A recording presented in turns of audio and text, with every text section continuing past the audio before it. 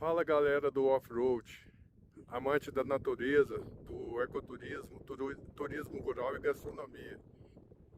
Eu estou do alto da Pedra de São Domingos, que fica entre Córrego do Bom Jesus e Gonçalves, no sul de Minas.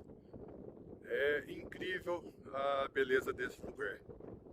É uma dica sensacional, imperdível.